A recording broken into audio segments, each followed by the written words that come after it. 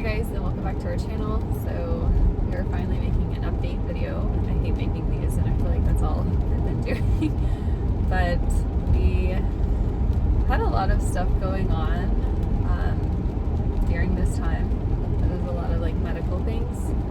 And I just wanted to bring you guys up to date on everything. So we can get back into our normal recording because I'm excited to get back into the swing of everything.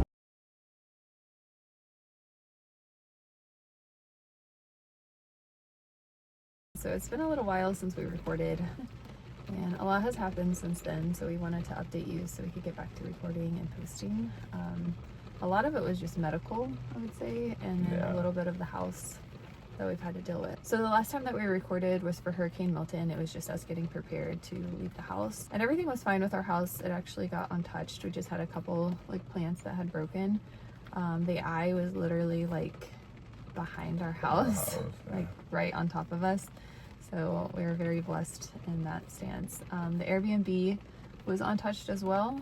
Just the trees kind of like shook and like limbs fell, leaves, just debris. There's a lot of rubble, a lot of cleaning up to do. Yeah, so we spent a couple of weeks cleaning that up as soon as we got back. We also didn't have power for a little while. But then after that, all of the doctor's appointments started rolling in for me. So one of my doctors had ordered a bunch of panels for me.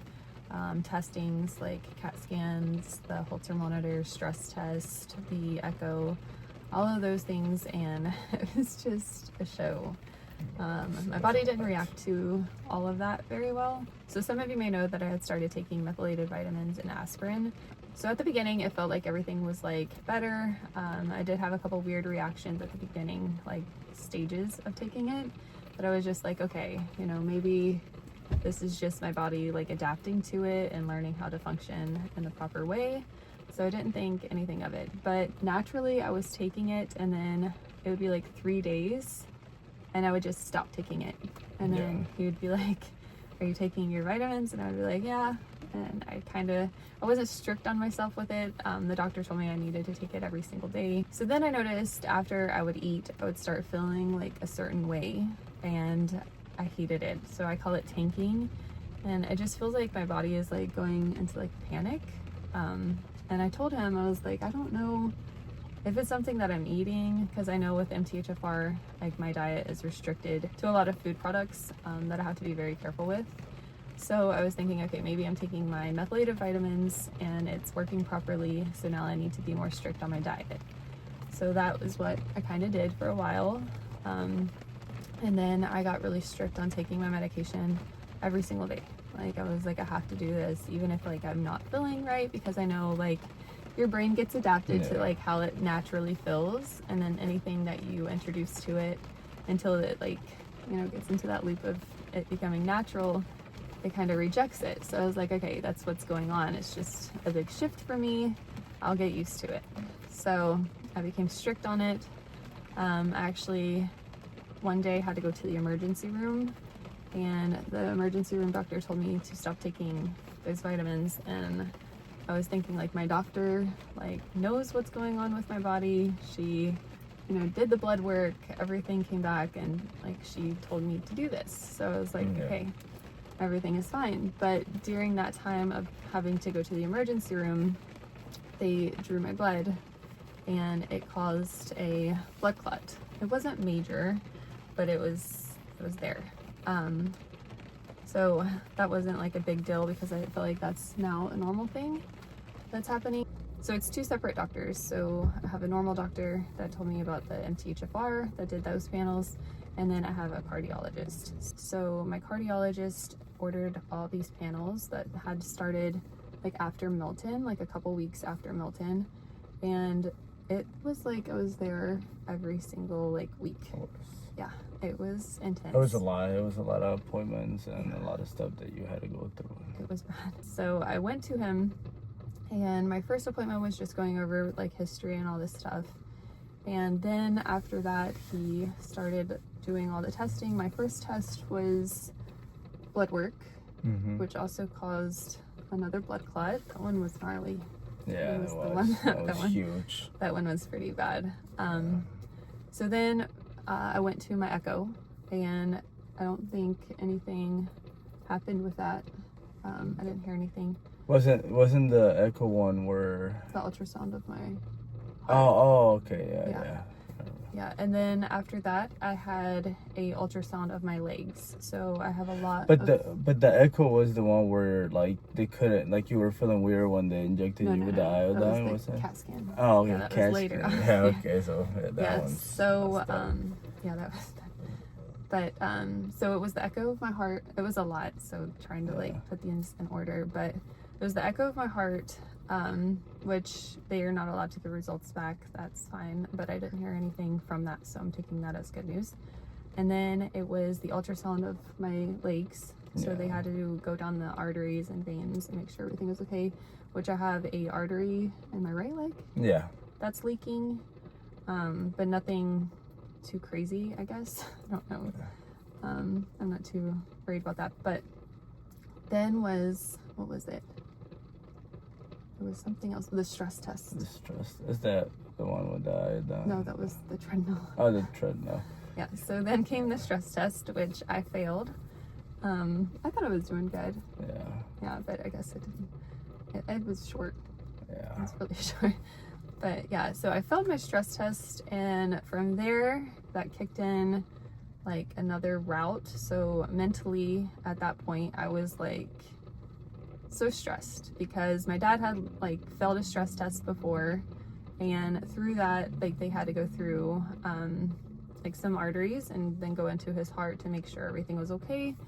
He had a widow's maker, so my like mind was already like, that was bad. Yeah, it was. That was the worst. Scary when you have family history. Yeah, so after I failed my stress test, the nurse left the room, which was just like intensifying it. Yeah. She left the room, called the doctor. The doctor wanted me to come in immediately.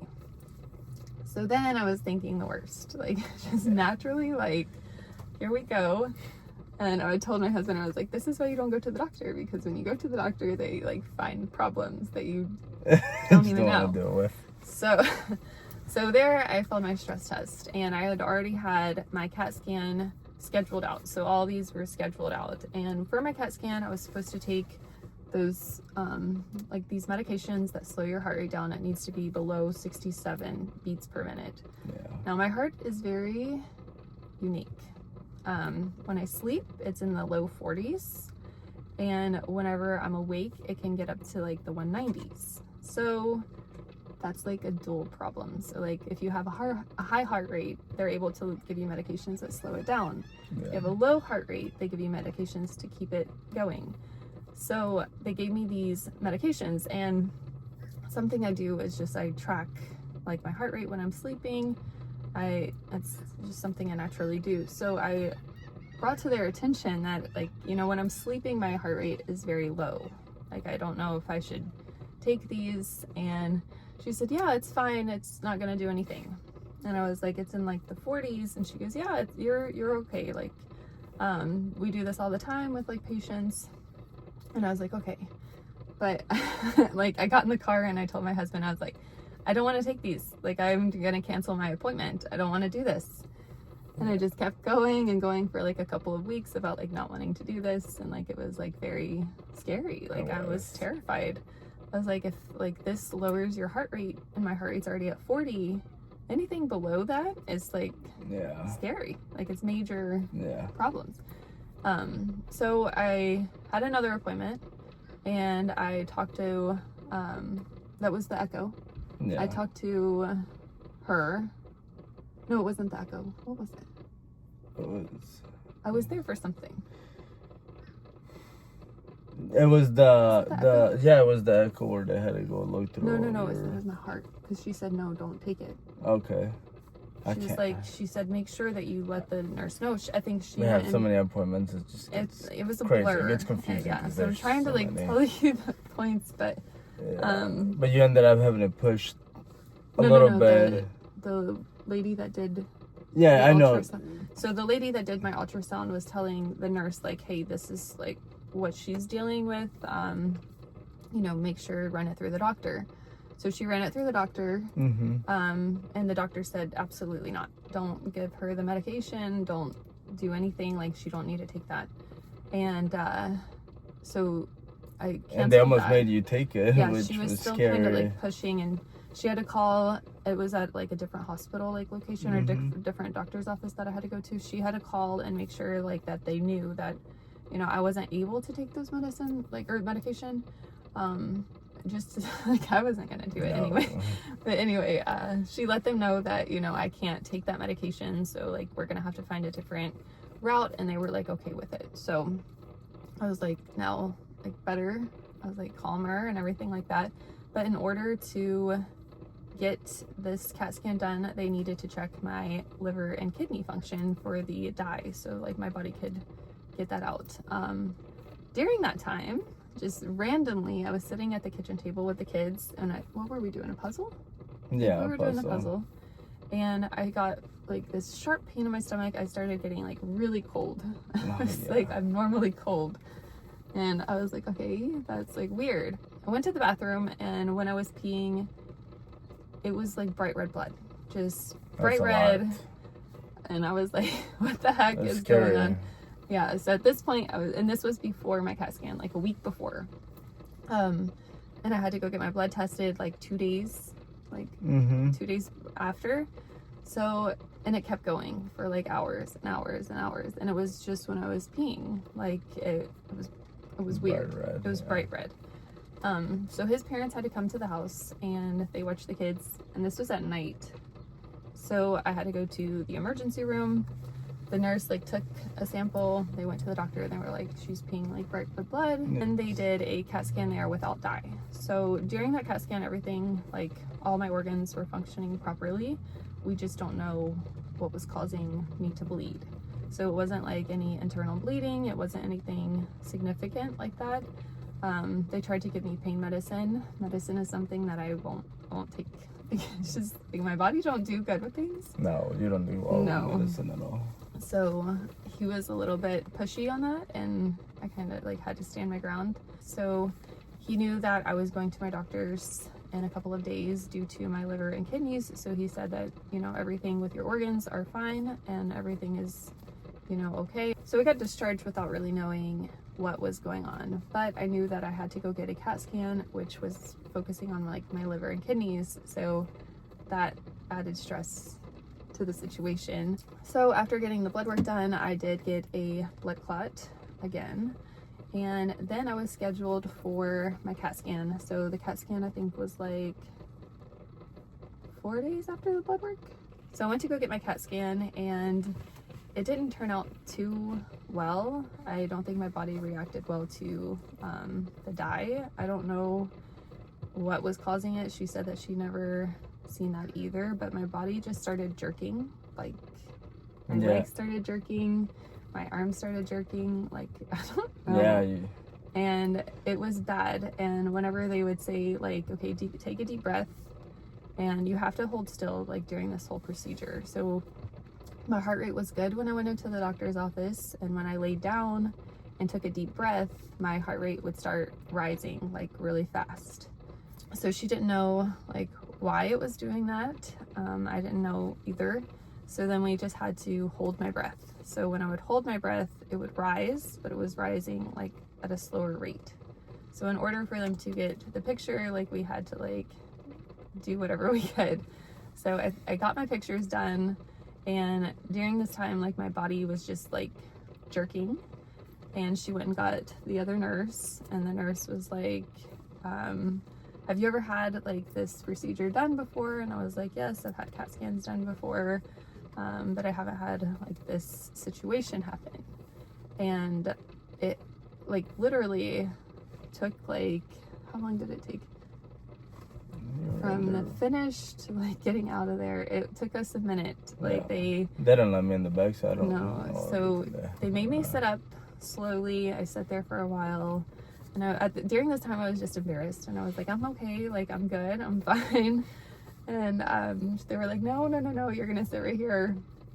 So I sat there on the side of the bed, and at this point my like legs were like pulsating, and I was like, I don't know what's going on. And I was just getting so frustrated with my body and my arms, like everything. And then like I just felt like shaking, And I was like, it wasn't due to my nerves. Like, it wasn't like, I was calm. I was like fine, because I knew, like, you know, the calmer you are when you go into a situation, like the better the results are going to be.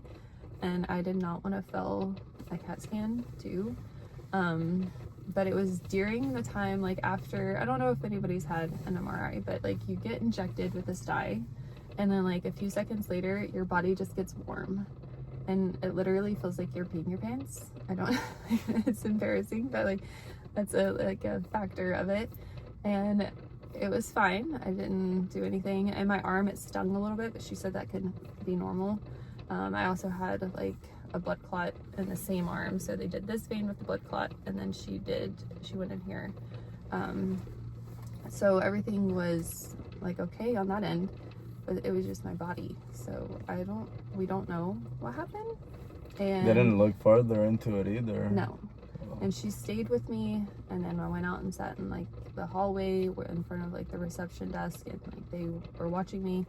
And then I was like, oh, I'm okay, like I'm good. And then she was like, okay, are you sure? And then I went into the car, and I told him, I was like, I don't know what's happening. And at that point, I was still shaking. Like I don't, like it was calmer, but it was still shaking. And then everything was fine.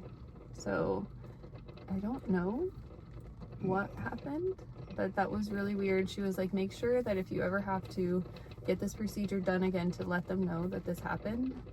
And I was like, okay, thinking like I'm never getting this done again. No. Anyway, so after that, I think, what was the next thing? The Holter monitor. No. So the Holter monitor, I got the results back, and it was like premature beats, skipping beats, and like beating. Well, they all have names, but like double beating. Rhythmic. So, yeah. Which he said like we're going to keep an eye on. But during this time, like I just figured out like you need to take your health serious. Like I'm not telling anybody what to do with their health, but this is just for me. I have MTHFR, and I also have like a blood disorder. But during that time, like you learn that your mentality is like key. Like you have to keep that intact. And you have like, this is how I see it. I'll try to explain it the best I can. So you have like 3 pillars, and it's like your spirit. So like your spirituality, that's like needs its own health category. You have your physical, and you have your mental. And in order for you to be like a balanced person, all of those things have to be taken care of equally. And although it is in a particular order, one is not more important than the other. And going through that, I felt like it was just intense. It was a situation I did not want to deal with. And I feel like I've like learned like techniques for my heart, like whenever it starts like going up, that I can do that like literally lowers my heart. I sit down, I avoid like doing like extensive things, like I'm okay. So for me, I'm not doing the doctor appointments and all of these things, and I'm not being disrespectful when I say this, but when you are in an environment such as like the doctor's office or like medical like areas, like you start adapting this mentality that you're like sick and you're, you know, unhealable, and it's just, this is the rest of your life. And in a cardiologist office in my area, like it's more older people, and you can just feel like that you just feel it. Sensation there. And I was like, I'm not doing this. Like, yeah, I'm trying to get my physical health better, but my mental health is declining. And during this time, my vitamin situation was going on, and it got to a point that like I like started being aware that, hey, like these thoughts and like these like mannerisms that I'm like experiencing is not me. Like it was negative. It was very negative. I'm someone that like if a problem occurs, there's always a solution. There's not just one solution. There's like thousands of solutions. And the vitamins were just making you out of whack, and it was bad. Weird. It was bad. I would wake up in the morning and I would think like, oh my God, I'm not gonna be able to like do this again today. Like just negative. It was really bad. And it was so bad that I was talking to my husband about it and my dad. Like I was like, I'm not feeling right, you guys. Like I'm not doing good. Like these like thoughts that I'm having, like these feelings that I'm having, these emotions that I'm having are not me. Like I'm very in tune with myself. I know like my thoughts. I know, like, you know, if I have a negative thought, I interrogate it. Like, I ask it questions up, down, left, and right. Like, I need to understand, why am I having this negative thought? Like, and I'll keep going until like I find the solution. Why did I have that thought? Why is it making me feel this way? It's something I'm very comfortable with. I used to not be, but like through minimalism, I like discovered who I am, and you know, becoming more mentally intelligent is very critical to finding who you are genuinely. So I think that, you know, minimalism, I know it's funny and I'm not trying to sell it off to anybody, but minimalism actually saved me from the situation, because if I was just like I used to be, like overwhelmed all the time, stressed about stuff, I wouldn't have been aware that I was like declining quickly. Like it was like like a month, 2 months? Yeah, something like that. Of me taking this vitamin every single day that I started like shifting. And like I didn't want to do anything. I didn't like, and that's probably why I didn't. You probably didn't have sooner. the energy, and no, it was just. But you mentioned something about the vitamin levels. So like if you take the vitamin is not regulated correctly for your so what B12 happens is your B12 and your B9 have to be together. So I'm thinking my body doesn't take one or the other. And if that happens, it's an imbalance. So whenever you're imbalanced on those vitamins, it can cause a lot of like mental like problems. And that's just genuine. Like I experienced that. And I don't mind talking about mental health. I think mental health is critical. I think we should talk about mental health more than physical, because your mental health impacts your physical health. Yeah. If I'm not doing good mentally, it's going to play out physically. Yeah. And that's something on our channel, like I don't mind talking about. So if I go through something mentally, I'm going to share it. It's easy for me to do. I feel comfortable. I feel confident. I'm okay with it. But that vitamin took me out. Yeah. It took me out. I didn't want to like clean the house. I didn't want to do nothing. Yeah. I was rude. Like it was bad. It was like I was not being nice. I don't know like how to explain it, but like I was just it wasn't negative. Just a normal. It was a negative. Yeah, it was a negative. It was negative. Everything was negative.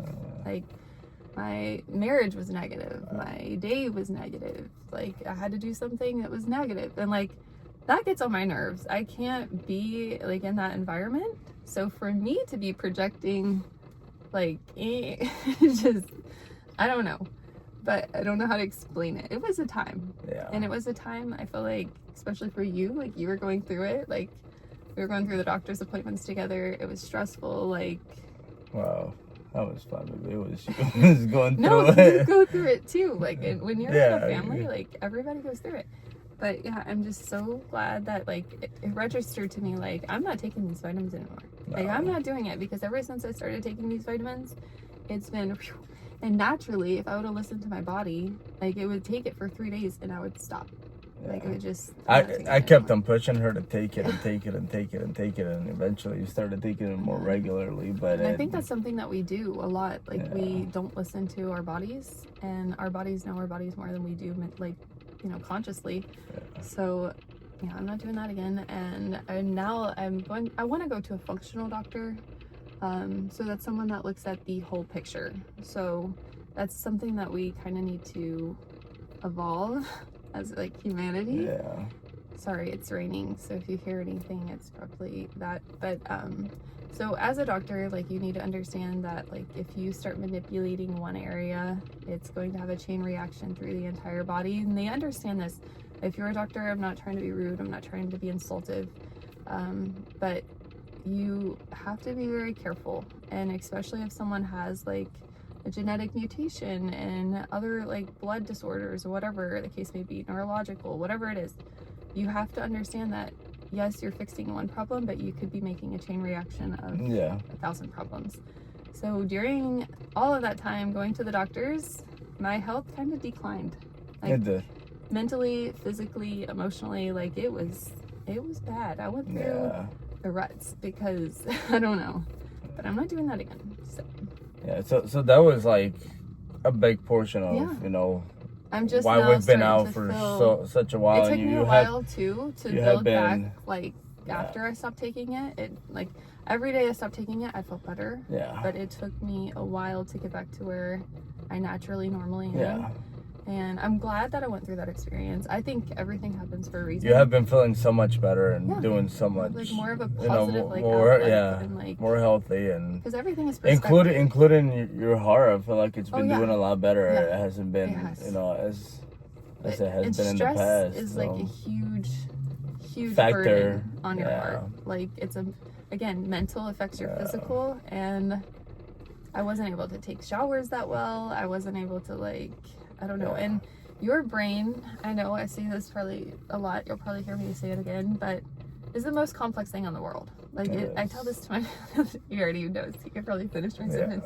It is the most complex thing in the world that we don't understand, but it has so much power that whatever you put in front of it, it's going to start adapting to and believing. And that's something that I'm very aware of now. I still fall into it. I'm not perfect, but you avoid certain things. And for me, I think finding a functional doctor that understands that not all bodies are the same, not everything is the same.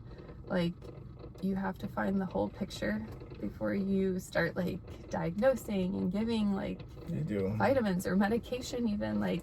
You have to be very And that's careful. What the functional doctor is for. They start at the top, I think. Then they start they start from history all the way. They do panels, and then they know that if they do one thing, it affects another thing. And I think that's what I'm needing. And when I'm ready to take on that again, I will do that again.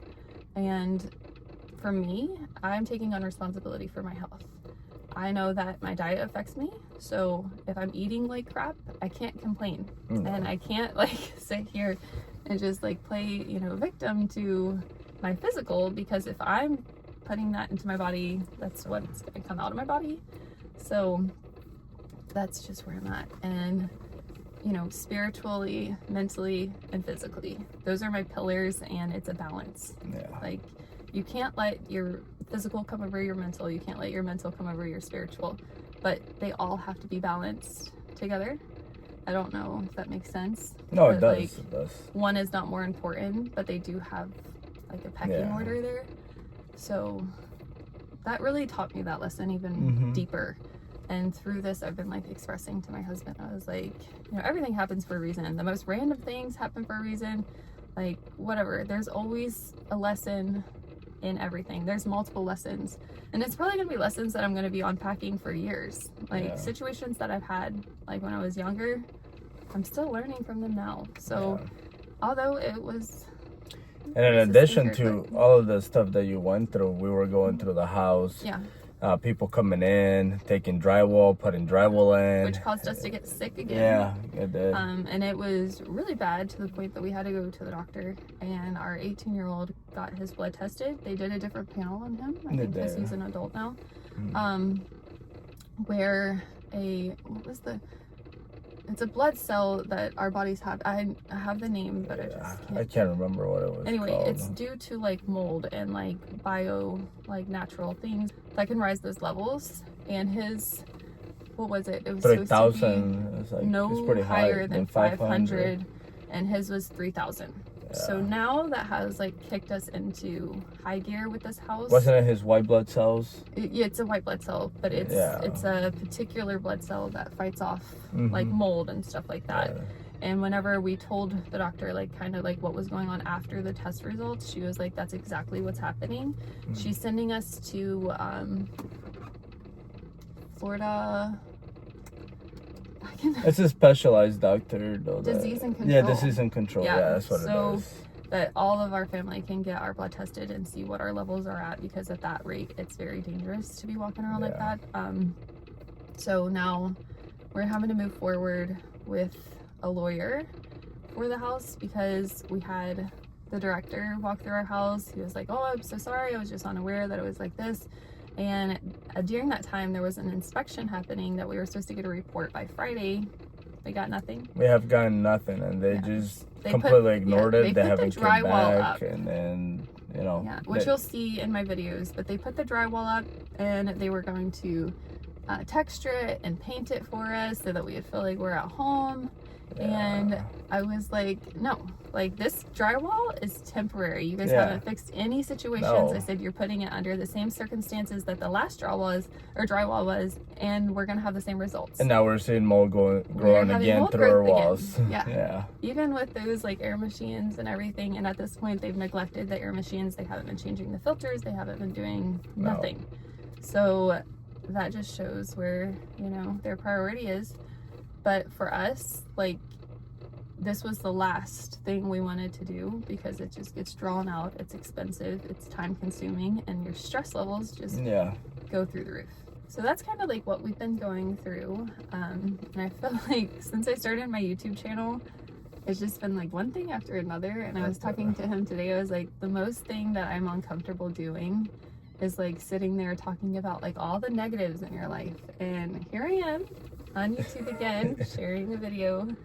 So maybe this is something we can't make promises of how many videos we're going to be putting out and whatever, you know, we're still going through several things. So, you know, we're going to try our hardest to get back into the swing of it. I have my dream like post dates, and like I already like planned it out of like what videos I want to do.